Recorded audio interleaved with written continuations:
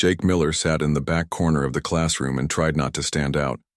This was harder than it sounded when you were the only human on a planet full of aliens.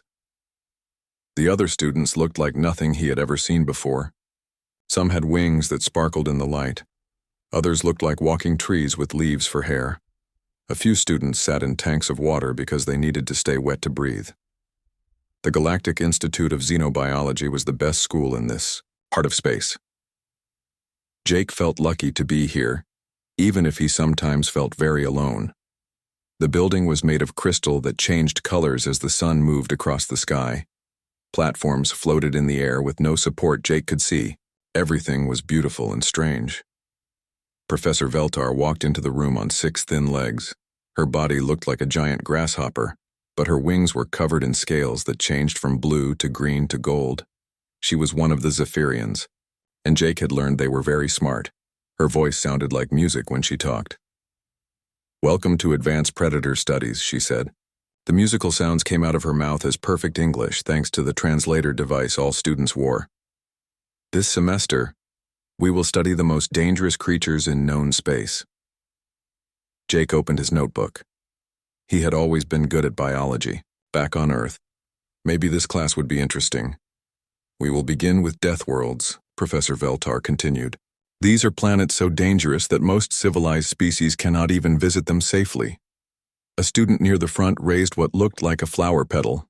Jake had learned this meant the Verdanian wanted to ask a question. "Yes, Bloom?" The professor said, "Are Deathworlds real?" "I thought they were just scary stories," Bloom asked. Her voice sounded like wind through leaves. Professor Veltar's wings fluttered, which Jake had learned meant she was excited. "Oh, they are very real. And today we will study the worst one of all, a planet called Earth." Jake's pen stopped moving. "Earth? His Earth?" "Earth is a nightmare world," the professor continued. "The gravity is so strong it would crush most of you. The air has poison gas called oxygen that burns through your lungs. The temperature changes so much that water turns solid in winter and boils in summer." The students around Jake made sounds of fear. He heard clicking, chirping, and rustling as they talked to each other. Jake kept very still. "But the worst part about Earth is not the planet itself," Professor Veltar said. "It is what lives there." She touched a button, and pictures appeared. In the air above her desk, Jake saw a lion hunting zebras, then a pack of wolves chasing deer through snow, then sharks swimming in dark water. "Earth is covered with predators," the professor explained. "Creatures that hunt and kill other creatures just to eat them. Can you imagine? Instead of growing their food or filtering nutrients from water, these beasts actually chase down other living things and tear them apart with teeth and claws." A Nautilus student made a sound like a whale song. Jake knew this meant he was very upset. "How terrible," the student said through his translator. "Why would nature make such cruel creatures?" "Because on Deathworlds, you must be cruel to survive," Professor Veltar answered. "Earth is so dangerous that only the most vicious predators can live there. They fight each other every day. The strong eat the weak. There is no mercy, no kindness, no civilization as we know it." Jake felt his face getting hot. This was not how he thought of Earth at all. Yes, animals hunted each other, but there was so much more. There were forests and oceans and mountains. There were cities full of people who helped each other. There was art and music and books. But he said nothing. When he had applied to study here, his papers only said he was from Sol 3, and that his species was Terran. Nobody had asked him more questions. He had been happy about that. Now he wondered if he should have told the truth. "The most successful predators on Earth are called mammals," the professor continued. "They are warm-blooded, which means they can hunt in any weather. They have fur to keep warm and teeth designed for cutting meat. Some hunt alone, like the great cats. Others hunt in packs, like wolves." More pictures appeared. Jake saw his pet, dog Max, back home and realized the aliens would think Max was a dangerous wolf. He saw pictures of horses and cows and sheep, but the professor was talking about them like they were wild beasts. "But remember," Professor Veltar said, "this is all theoretical. No civilized species has ever been to Earth. The few robot probes, We have sent that were all destroyed within days. We can only imagine what horrors exist on such a world. A student who looked like a big blue butterfly raised one wing. Professor, what if one of these Earth predators somehow got into space? What if it came here?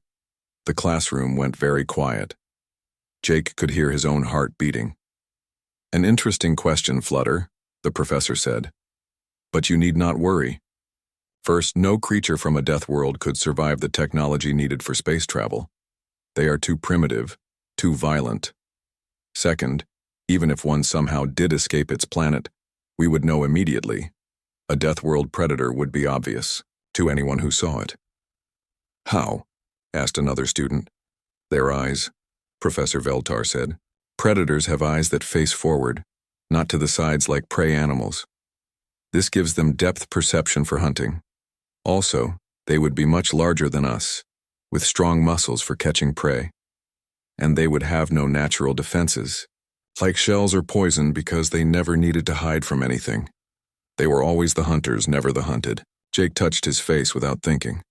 His eyes did face forward. He was taller than most of the other students. And he had no shell, no poison, no way to change colors or disappear. Of course, this is all just theory, the professor said with a musical laugh. The chances of meeting a real death world predator are 0. Such creatures belong in nightmares, not in real life. The class ended, and students began to leave. Jake packed his notebook slowly, thinking hard. As he walked toward the door, he heard 2 Zephyrian students talking. I had bad dreams after reading about Earth, one said. Imagine creatures that live only to kill and eat other things. I know, the other replied. Thank the stars we live in a civilized galaxy. I cannot imagine what it would be like to meet such a monster. Jake walked past them toward his dormitory room. In his reflection in the crystal walls, he could see his forward-facing eyes looking back at him. For the first time since coming to this beautiful school, he felt very far from home. That night, he lay in his bed and looked out the window at the alien stars. Tomorrow there would be another class about death worlds, another class where his professor would talk about Earth and the terrible creatures that lived there, another class where he would sit quietly and say nothing while his classmates learned to fear everything about his home. Jake closed his eyes and tried to sleep, but all he could think about was what his classmates would do if they ever learned the truth about who he really was. The second week of class made Jake feel even worse than the first. Professor Veltar had prepared something special for today's lesson about apex predators. She stood at the front of the room with her wings spread wide, excited to share her knowledge. Today, we will design the perfect predator, she announced. Using everything we know about death worlds, we will imagine what the most dangerous hunter might look like. Jake shifted in his seat. He had a bad feeling about where this was going. First, the professor said, our perfect predator would need to see very well. It would have eyes in the front of its head, not on the sides. This would let it judge distances perfectly when chasing prey.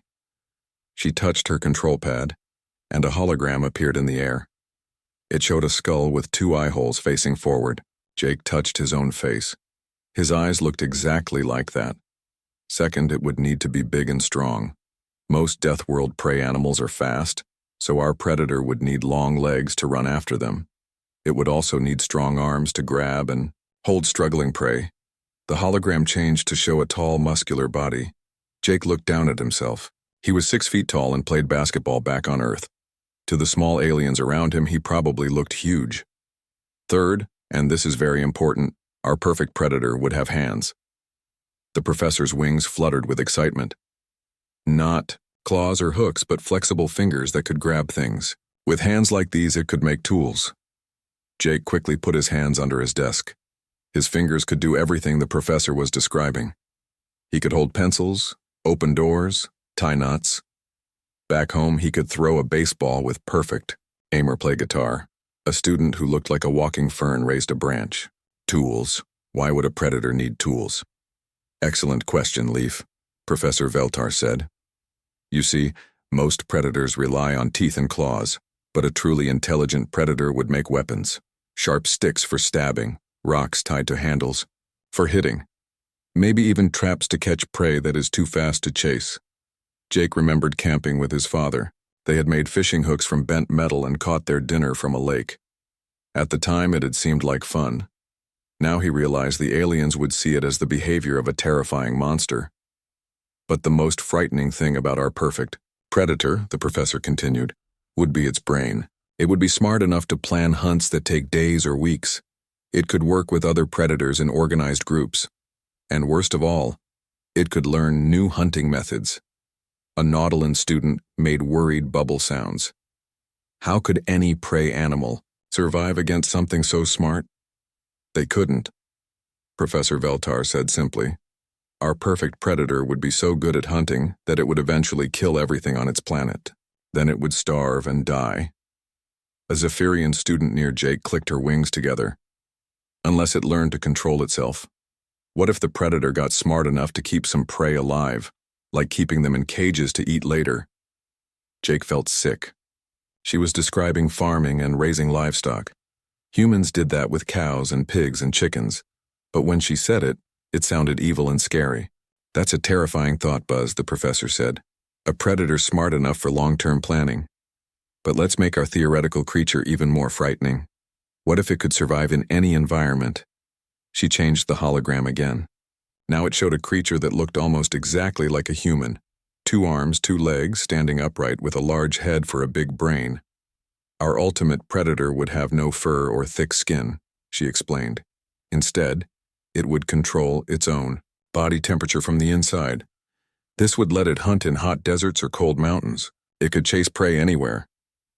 Jake knew she was describing how human bodies worked. He could sweat when he was hot and shiver when he was cold. His body stayed at the same temperature whether he was in Florida or Alaska. It would also have incredible endurance, the professor went on. While most predators tire quickly, our perfect hunter could chase prey for hours or even days without stopping. It would follow injured animals until they collapsed from exhaustion. That sounded like the marathon runners Jake knew back home, or the persistence hunters he had learned about in anthropology class. Some human cultures really did chase animals until the animals were too tired to run anymore. And finally, Professor Veltar said, our perfect predator would have no natural enemies. It would be afraid of nothing because nothing could threaten it. It would walk through the world like it owned everything in it. The classroom was completely quiet. Every student was staring at the hologram, which looked more and more human with each detail the professor added. Of course, she continued, such a creature could never really exist. The biology is all wrong. No species could be that adaptable, that intelligent, and that deadly all at the same time. Nature doesn't create perfect monsters. A student who looked like a small tree raised a leafy hand. But Professor, what if it did exist? What would happen? Professor Veltar thought for a moment. Well, Grove, first it would hunt all the other large animals on its planet to extinction. Then it would spread across every continent, adapting to each new environment. Eventually, it might even figure out space travel. Space travel? Several students said at once. Think about it, the professor said. A predator that's smart would eventually run out of prey on its home planet. So it would look for new hunting grounds. It would build ships and travel to other worlds looking for fresh prey. Jake felt every eye in the room turn toward him, even though he knew they were just looking at the hologram. But the creature on display looked so much like him that he felt exposed and obvious. The worst part, Professor Veltar continued, is that we would never see it coming. This ultimate predator would be smart enough to hide its true nature. It might even pretend to be peaceful and friendly while studying potential prey. Remember, predators are patient. They watch and wait for the perfect moment to strike. A Verdanian student's leaves rustled with fear. How could we tell if one was near us? Easy, the professor said. Look for the forward-facing eyes. Look for the upright posture and the grasping hands. Look for a creature with no defensive features because it has never needed to defend itself from anything. And most importantly, look for something that seems too curious about other species. A true predator would want to learn everything about its prey before hunting. Jake realized he had been taking notes about every species in his classes. He had asked questions about what they ate, where they lived, how their bodies worked. He had thought he was just being a good student. Now he wondered what his classmates would think if they knew. But again, Professor Veltar said with a musical laugh, "This is all just theoretical. We are safe in our civilized galaxy. Deathworld predators are trapped on their terrible planets. They could never survive the journey to reach us." Class ended and students began to pack their things. Jake heard them talking as they left. "I'm glad that's just pretend," one said. "Imagine if something like that was real. It would be like a nightmare walking around in daylight," another replied. Jake stayed in his seat until everyone else was gone.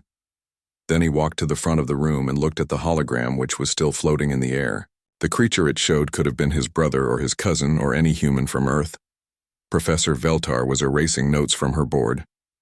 "Ah, Jake," she said when she noticed him. "Did you have a question about today's lesson?" Jake stared at the hologram for a long moment. "It's very realistic," he said finally. "Thank you," she replied. "I spent a lot of time researching Deathworld biology to make it accurate. Frightening to think such a creature could actually exist, isn't it?" Jake nodded and left the classroom. As he walked back to his dormitory, he passed groups of students discussing the lesson. They all seemed scared and fascinated by the idea of the ultimate predator. That night, Jake looked at himself in his bathroom mirror. Forward-facing eyes, upright posture, grasping hands, no natural defenses. Everything Professor Veltar had, described as signs of the perfect killer. He thought about his life on Earth, playing with his dog, going fishing with his father, playing sports with friends, helping his neighbors when they needed it. None of it seemed evil or monstrous to him, but he was starting to understand how it might look to aliens who had never known predators. To them, every human activity could seem like the behavior of a dangerous hunter. Jake went to bed wondering what tomorrow's class would bring, and whether he could keep his secret much longer. Jake's hands were shaking as he walked into the classroom for the third week. He had barely slept the night before, worried about what Professor Veltar would teach today. When he saw the large viewing screen at the front of the room, his stomach dropped. "Today we have something very special," the professor announced as students took their seats. "The Galactic Survey has given us actual footage from Earth. This is the most complete documentary about a Deathworld ever created." Jake wanted to leave, but that would look suspicious. He sat in his usual spot in the back corner and tried to stay calm. "Before we begin," Professor Veltar said, "I must warn you that some of this footage is disturbing. We will see real predators, hunting and killing prey. If anyone feels sick, please leave the room." The lights dimmed and the screen came to life. Jake saw the African plains, golden grass waving in the wind under a bright sun. It looked beautiful and peaceful. Then the camera zoomed in on a pride of lions. The class gasped as they watched the lions hunt a zebra. The big cats worked together, surrounding their prey and attacking as a team. When it was over, they tore apart their kill and ate it raw. "Notice the cooperation," Professor Veltar said as the footage played. "These predators plan their attack, and each one has a job to do. This is pack hunting at its most sophisticated." A Nautilus student made sounds like a sick whale. "They eat it while it's still bleeding," he whispered. "Deathworld predators cannot waste time cooking their food," the professor explained. "They must eat quickly before other predators try to steal their kill." The documentary continued with scenes of wolves hunting deer in deep snow. Jake watched his classmates' reactions as the pack chased their prey across miles of frozen ground. The wolves took turns leading the chase, wearing down the deer until it could no longer run. "This is called persistence hunting," Professor Veltar said. "The predators may be slower than their prey, but they never get tired. They can run for hours while their prey exhausts itself trying to escape." Jake remembered reading about this in school. Some human cultures use the same technique. But seeing his classmates' horrified faces, he realized how terrifying it must seem to species that had never hunted anything. The next section showed sharks in the ocean. The great white sharks moved through the water like gray ghosts, their black eyes showing no emotion as they attacked seals and fish.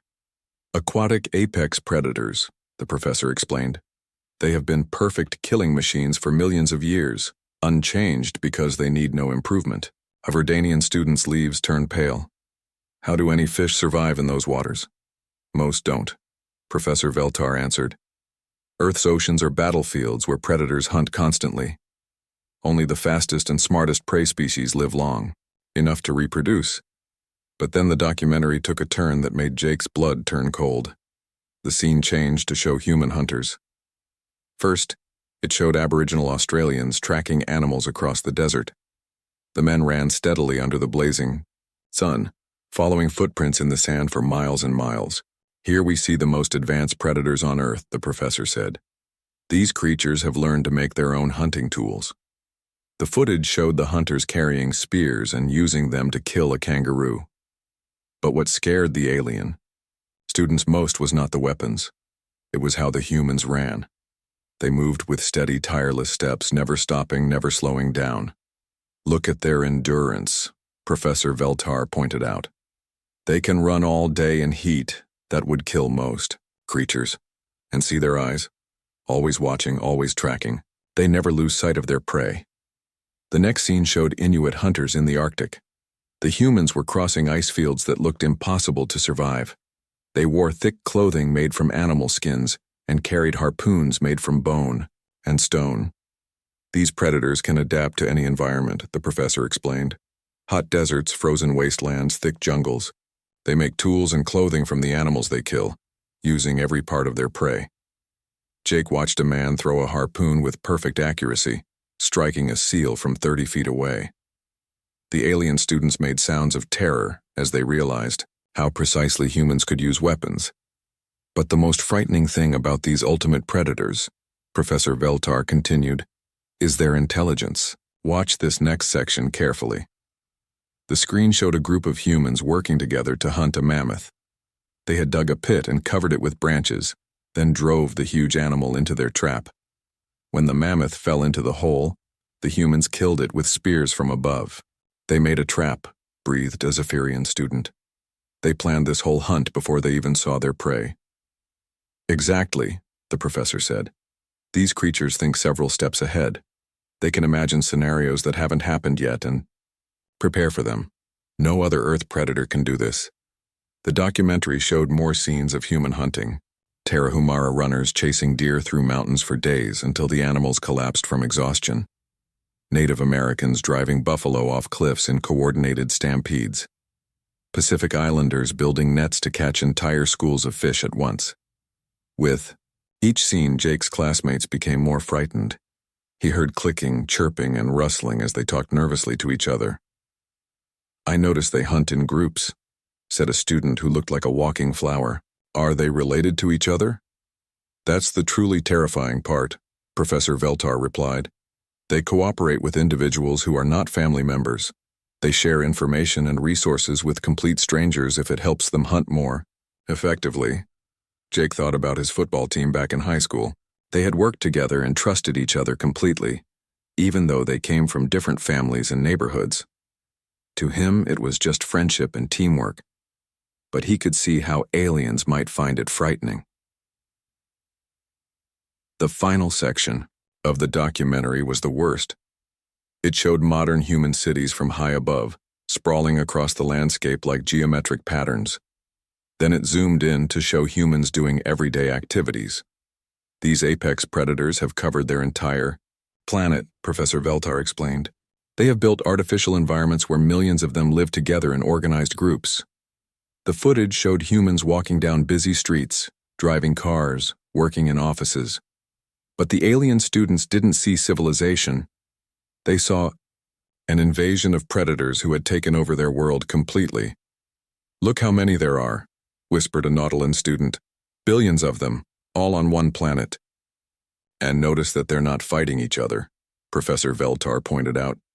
Somehow these predators have learned to cooperate on a massive scale. They share resources, follow common rules, and work toward shared goals.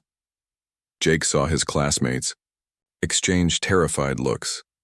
The idea of billions of predators working together was their worst nightmare. The documentary ended with footage of human space missions.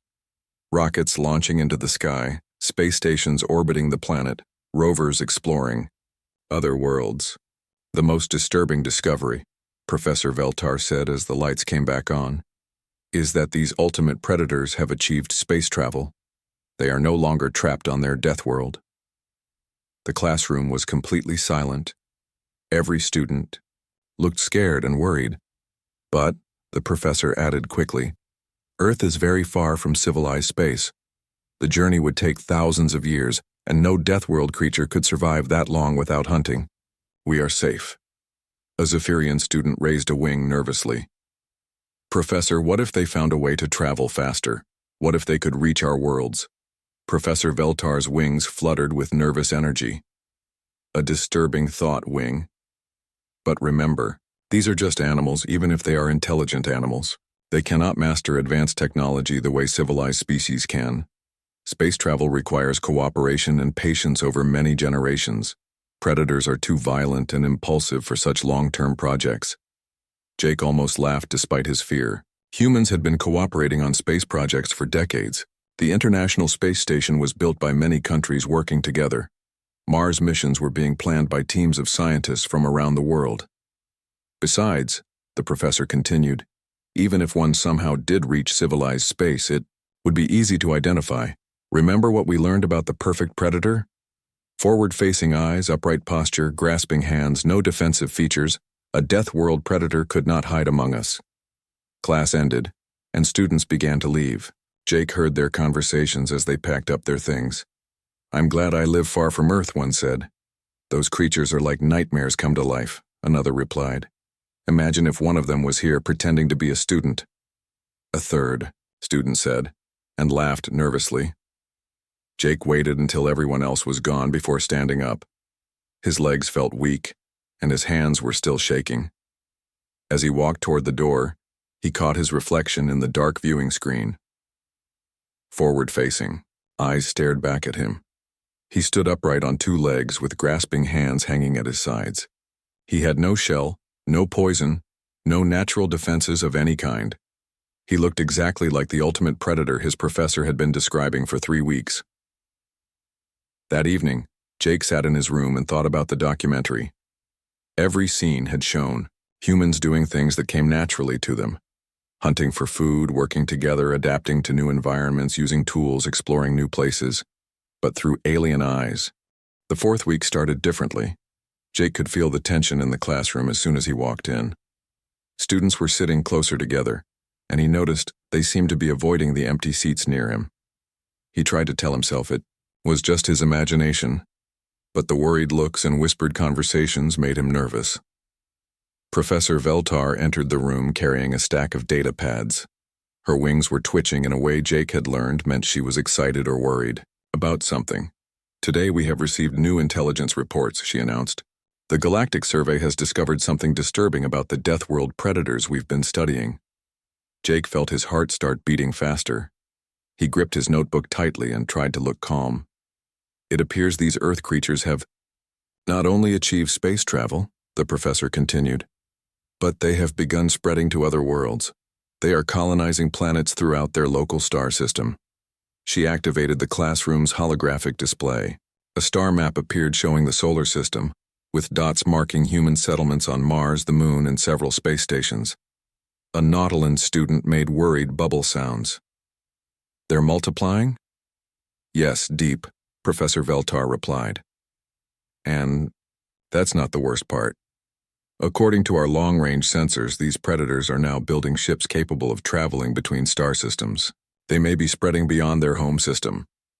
The classroom erupted in frightened chittering and rustling. Jake tried to stay calm, but inside he was panicking. Were they talking about the colony ships he had heard about on Earth? The ones being planned for nearby star systems? A Zephyrian student named Chirp raised a shaking wing. Professor, how long before they reach civilized space? Professor Veltar consulted her datapad. At their current rate of expansion, possibly within a few hundred years, maybe sooner if they improve their technology. The fear in the room was now obvious. Students were making their species' natural alarm sounds, and some had activated defensive behaviors like color changes and protective postures. But Professor, said a Verdanian student whose leaves were turning brown with stress. What would happen if one of these predators was already here? Among us right now? The room went completely silent. Jake felt like everyone could hear his heart pounding even though he knew that was impossible. Professor Veltar considered the question seriously. An interesting scenario, Twig. Let me think about this scientifically. She began pacing back and forth, her 6 legs clicking on the floor. First, a Deathworld predator would study its environment carefully before acting. It would want to understand the local ecosystem, identify the strongest and weakest potential prey, and learn about any threats or advantages. Jake realized he had been doing exactly that. He had studied every species at the school, learned about their biology and behavior, and figured out how their society worked. He had thought he was being a good student, but now it sounded like predatory behavior. Second, the professor continued, it would try to blend in with its surroundings. Predators are patient. They don't attack immediately. They wait for the perfect opportunity. Jake had been waiting too, waiting to make friends, waiting to feel comfortable, waiting to find the right time to tell people where he really came from. Third, and most importantly, it would try to appear harmless. The most successful predators often look innocent or friendly until the moment they strike. A cold chill ran down Jake's spine. Everyone always said he seemed like a nice, quiet guy. His teachers liked him. Other students smiled and said hello when they saw him. He had never thought about how this might look to someone who was afraid of predators. But how would we recognize such a creature? Asked Flutter, a student who looked like a large butterfly. What signs should we look for? Professor Veltar stopped pacing and looked directly at the class. We already discussed this. Forward-facing eyes for depth perception, tall, upright posture for running down prey, long limbs for speed and reach, hands with flexible fingers for making tools and weapons. Jake felt every muscle in his body tense up. These were all things he couldn't hide. Also, the professor added, it would probably be unusually interested in learning about other species. A predator needs to understand its prey completely before hunting them. A Zephyrian student near the front of the class suddenly made a sharp clicking sound. Professor, wouldn't such a creature also lack natural defenses?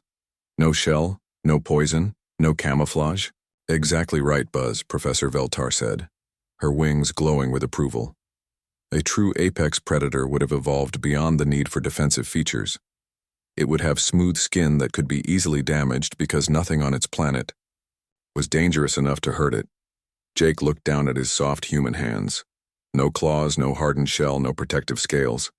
Just vulnerable skin that could be cut or bruised easily. On Earth, humans made up for this by using tools and working together. But here, it was exactly what the aliens expected from a perfect killer. There would be one more sign, Professor, Veltar added thoughtfully. Such a creature would probably seem restless or uncomfortable in peaceful environments. Predators need excitement and challenge. They get bored easily when there's nothing to hunt. Jake thought about how he had been feeling lately. He missed playing sports, missed hiking in the woods, missed the physical challenges he had grown up with on Earth. The quiet, scholarly life at the Institute was nice, but sometimes he felt like he needed more action and adventure. Of course, the professor said with a musical laugh, all of this is purely theoretical. The chances of a Deathworld predator actually being here are basically zero. Such a creature would be immediately obvious to anyone with basic training in xenobiology, but as she said this, her compound eyes seemed to focus on something at the back of the classroom. Jake followed her gaze and realized with growing horror that she was looking in his general direction. A student who looked like a walking tree raised a branch. Professor, could you give us an example? If one was here, what would it look like? Professor Veltar activated the holographic display again. The image of the perfect predator appeared, looking exactly like a human being. But this time she began pointing out specific features. It would be approximately this tall, she said, indicating a height very close to Jake's 6 feet. It would have hair on the top of its head but not much elsewhere on its body. Its eyes would be small and round, set in the front of its skull. It would have a prominent nose for enhanced scent detection. Jake touched his own nose automatically, then quickly put his hand down when he realized what he was doing. Its mouth would contain both sharp cutting teeth and flat grinding teeth, indicating it could eat both meat and plants. And most telling of all, it would have these, she pointed to the hologram's hands, 5-digit manipulative appendages capable of precise tool use. Jake clenched his hands into fists under his desk, 5 fingers on each hand, exactly as she described. But again, Professor Veltar said, this is all fantasy. No such creature could exist in civilized space without being detected immediately. That's when it happened. A Zephyrian student named Wing, who sat 3 rows in front of Jake, turned around to look at something behind her. Her compound eyes, which could see in multiple directions at once, focused directly on Jake's face. For a long moment, they stared at each other. Jake saw her taking in his forward-facing eyes, his upright posture, his 5-fingered hands resting on his desk. He watched as understanding slowly dawned on her face. Wing's wings began to vibrate rapidly, making a high-pitched alarm sound. Other students turned to see what was wrong, and one by one, their attention focused on Jake. "Oh no," whispered a Nautilus student, his voice coming out as frightened squeaks through his translator. "Oh no. Oh no. Oh no." Professor Veltar looked confused. "What's wrong?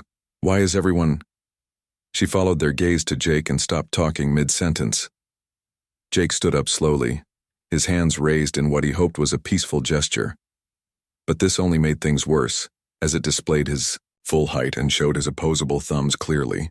"Please don't be afraid," Jake said, his voice sounding too loud in the suddenly quiet room. "I'm not dangerous. I'm just a student, like all of you." But his words seemed to terrify them even more.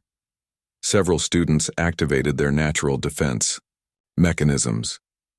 The Zephyrian's wings turned bright warning colors. The Verdanian's leaves curled up tightly. The Nautilans retreated into their protective shells. Professor Veltar backed away from Jake, her 6 legs moving in quick, nervous steps. You're from Earth," she said, her musical voice shaking. "You're one of the apex predators." "I'm a human," Jake admitted. "But I'm not a monster. I came here to learn, just like everyone else. I've been in your class for a month and I've never hurt anyone." "That's exactly what a predator would do," whispered a Verdanian student. "Study us. Learn our weaknesses. Wait for the right moment to strike." Jake could see the panic spreading through the room like wildfire. Students were backing away from him, moving toward the exits, some making distress calls that would probably bring security. "I eat salad," Jake said desperately. "I'm vegetarian. I don't hunt anything." But Professor Veltar shook her head. "The intelligence report said these creatures were omnivores. They can eat plants to disguise their predatory nature." Jake realized that everything. 3 hours later, Jake sat in Professor Veltar's office. The security guards were still there, but their weapons were no longer pointed at him. Instead, they stood by the walls, watching him with curious eyes, rather than fearful ones. Professor Veltar sat across from Jake at her desk, her compound eyes studying him intently. She had called off the immediate alert after Jake had agreed to answer all her questions honestly. "So," she said, her musical voice much calmer now, "you have been here for 1 month. In that time, how many students have you hunted?" "None," Jake said for the 10th time. "Professor, I don't hunt people. Humans don't hunt other intelligent species. But you are a predator," she insisted. "We have documented evidence of your species hunting and killing other creatures." Jake sighed. This was the hardest part to explain. Yes, some humans hunt animals for food. But we also grow plants for food. We raise animals like cows and chickens instead of hunting wild ones. And we have stores where we buy food that other people have grown or prepared. Professor Veltar made notes on her datapad. "You're saying your species has developed agriculture?" "Yes, we've been farming for thousands of years. Most humans have never hunted anything in their whole lives." The professor's wings fluttered with confusion. "But the documentary showed your species chasing animals across great distances." "Those were traditional hunters from different cultures," Jake explained. Most humans today get their food from grocery stores. We buy it with money instead of hunting it. Money? The professor looked puzzled. Jake tried to think of how to explain economics to someone who had never heard of it. It's a system where people trade their work for tokens and then use those tokens to buy things they need. So instead of everyone hunting their own food, some people grow food and sell it to others. Professor Veltar was quiet for a long moment, thinking. Then she asked, "What kind of work do you do?" "I'm a student," Jake said. "But back on Earth I worked part-time at a bookstore. I helped people find books they wanted to read." "Books?" "Stories and information written down for other people to learn from. We have millions of them." The professor made more notes. "Your species creates entertainment and educational materials?" "Yes. We write books, make movies, create music, paint pictures. We have museums full of art and libraries full of books." One of the security guards, a Nautilon, made surprised bubble sounds. "Predators that create art?" Jake nodded. "Humans love art. We spend billions of dollars on movies and music and paintings every year." Professor Veltar looked up from her notes. "Jake, I need to ask you something difficult. In our class, you learned about the hunting behaviors of Earth predators. Did any of that seem familiar to you?" Jake thought carefully before answering. "Some of it, yes. Humans do work together in teams. We are good at running long distances. We make tools. But we use these abilities for other things now." "Such as?" "Sports," Jake said. "We have games where teams compete against each other. We run marathons just to see if we can finish them. We use tools to build houses and roads and spaceships." "What about the pack hunting behaviors we observed?" the professor asked. Jake smiled for the first time in hours. "You mean teamwork?" "Yes, humans are very good at working together. But we use it to build things, not hunt things. The space station where I lived before coming here was built by people from dozens of different countries working together." Professor Veltar's wings stopped moving entirely. "You lived on a space station?" "For 6 months while I was applying to schools," Jake explained.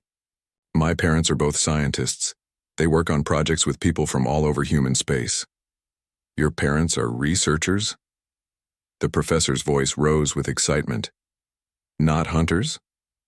"My mom studies plant genetics to help develop better crops. My dad designs life support systems for space habitats. They're both trying to make life better for people." Professor Veltar was quiet again, but Jake could see her mind working. Finally, she asked, "Jake, what do you want to do with your life?" "I want to be a xenobiologist like you," Jake said honestly. "I want to study different species and learn how life develops on different worlds. I think it's fascinating that evolution created so many different forms of intelligence." The professor stared at him for a long moment. "You want to study other species? Not hunt them?" "Of course not," Jake said. "Why would I want to hurt something I'm trying to learn about? That would be like burning down a library to keep warm." Something in Professor Veltar's expression changed. Her wings began to glow with a soft, thoughtful light. "Jake," she said slowly, "I think I've been making a terrible mistake about your species." Over the next 2 hours, Jake tried to explain human civilization to the professor and the security guards. He told them about human cities where millions of people lived together peacefully. He described schools and hospitals and parks. He explained how humans had laws to protect the weak and systems to help those who needed assistance. "But the documentary showed your species as violent predators," Professor Veltar protested. "You were looking at our ancient history," Jake explained. "Humans did hunt for survival thousands of years ago, but we've changed. We've learned to use our abilities for better things." "What do you mean?" Jake thought about how to explain this. "Our hunting instincts became curiosity. Instead of tracking animals, we explore space. Instead of competing for food, we compete in sports. Instead of fighting other tribes, we work together on big projects like going to other planets." The Nautilon. Security guard made thoughtful bubble sounds. "So you evolved beyond your predatory nature?" "Not beyond it," Jake corrected. "We redirected it. Humans still have competitive instincts and the desire to explore and challenge ourselves. But now we use those instincts to push the boundaries of science and art and exploration. Professor Veltar was taking rapid notes. This is incredible. A predatory species that learned to channel its hunting behaviors into intellectual and creative pursuits. There's something else, Jake said. Humans don't just cooperate with our own kind. We work with other species too. On Earth, we've learned to live alongside thousands of different animals. We protect endangered species and help them recover. We've made friends with dogs and cats and horses. You befriend other species? The professor's wings were now glowing brightly with fascination. We even have laws that make it illegal to hurt certain animals, Jake continued. And we're working on projects to bring back species that went extinct because of mistakes we made in the past. The room was completely quiet as everyone processed this information. Finally, Professor Veltar spoke. Jake, would you be willing to help me rewrite my curriculum? What do you mean? I think I've been teaching my students to fear Deathworld, predators instead of understanding them, she said. With your help, I could create a course about how evolution can lead to intelligence and cooperation, not just hunting and violence. Jake felt a warm feeling in his chest. I'd love to help. And, the professor continued, I think the other students need to meet you properly. Not as a predator to be feared, but as a fellow being seeking knowledge and understanding. Over the following weeks, Jake became the most popular guest lecturer at the Galactic Institute. Students from across the campus came to hear him speak about human culture and history. He showed them pictures of human art and music. He explained human sports and games. He described how humans had learned to work together to solve big problems, like diseases and environmental challenges. Slowly, the fear began to disappear. Students started asking questions about Earth and human society. They wanted to know about human families, human emotions, and human dreams. Jake also learned things about his classmates that he had never understood before. He discovered that their peaceful natures came from millions of years of evolution on worlds where cooperation was more important than competition. They had developed complex social structures based on sharing and mutual support. We have much to learn from each other, Professor Veltar said during one of their planning meetings. Your species represents one path that evolution can take. Ours represents another. Both are valid, both are valuable. The semester ended with a special presentation where Jake and his classmates worked together to create a new model of how intelligence could develop throughout the galaxy. They showed that there wasn't just one right way to be smart or civilized. On the last day of class, Wing, the Zephyrian student who had first recognized Jake as human, came up to him after the lecture. I want to apologize, she said, her wings displaying colors that Jake had learned meant embarrassment. I was so afraid when I first realized what you were, but now I understand that being a predator doesn't make you evil. It just makes you different. Thank you, Jake said. And I want to apologize too. I should have been honest from the beginning about where I came from. Wing's wings shifted to show amusement. Would we have listened? We were so sure we knew what Deathworld predators were like. As Jake packed up his things to head home for break, he thought about how much everything had changed. He had come to the Institute hoping to learn about other species. Instead, he had taught them about humans and learned to see his own species through alien eyes. Professor Veltar approached him as he was leaving. Jake, I have a question for you. What is it? Do you think other humans would be interested in